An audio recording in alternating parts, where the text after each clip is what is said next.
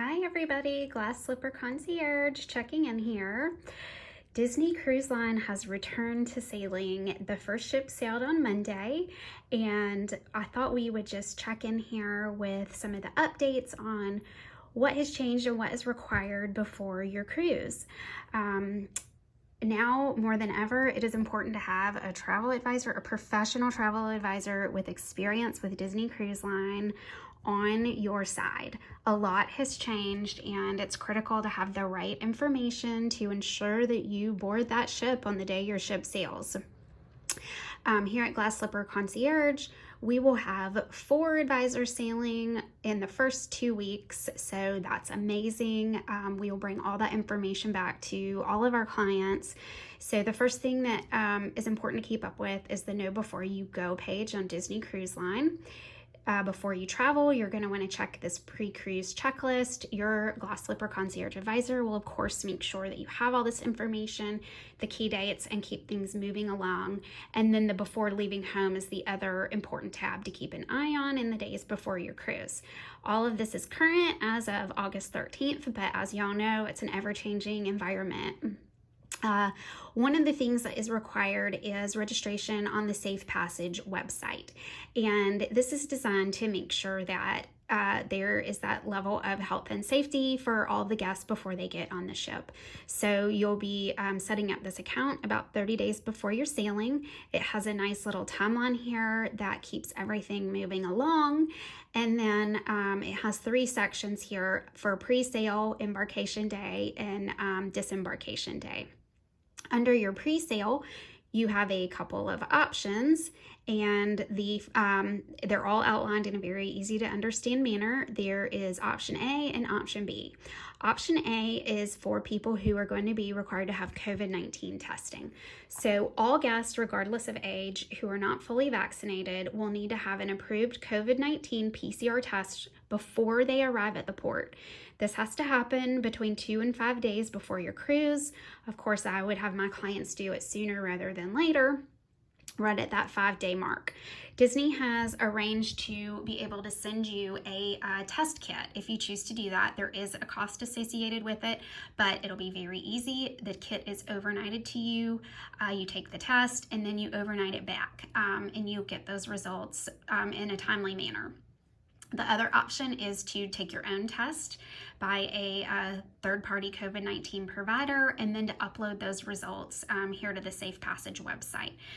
It's critical that you take the right test and that you get your results back in time. Again, this is needed for all passengers not vaccinated, regardless of age. The other option is for vaccinated guests. So if you're fully vaccinated and you choose to share that information with Disney, you can upload that proof to this website. So you would take a picture of your vaccine card. It takes about 30 seconds. Our agents who are traveling with Disney Cruise Line have already done it. It's a seamless process. And once you've done that, you will start to see your status change at the bottom of the page. And before you travel, you will actually get a QR code that is used at port for boarding the ship. Going back to the homepage here on Safe Passage, you can also get information on the embarkation screening, so you know what's coming up there. Again, if you have uploaded a vaccination card and you have a clear status, then you're all set. If you're in the non-vaccinated group that has taken the PCR test, you will also be taking a rapid test at the port, and that has no charge associated with it for under the age of 12. For over the age of 12, it does have a cost. I believe it's around $65, and that just goes onto your onboard account. So again, this is the Safe Passage website, and your advisor will be able to answer any specific questions that you have. Going back to the Disney Cruise Line website, just to briefly kind of mention some of the other changes is you'll definitely be doing an online check-in. That's not a change. You'll pick your port arrival time. That's also not a change. And then you also will set up time for kids clubs. On embarkation day, again, it gives you all the details here. and then you can run through the before leaving home, and then specifics around when you get to the port to make sure you have all that information. And we realize that this can seem like a lot leading up to your trip. However, we have just so much confidence that the precautions and measures that they have in place will ensure a safe and magical return to sail. And we are so excited to get back on board these boats in the coming days and weeks here. So many of our advisors are traveling with Disney Cruise Line.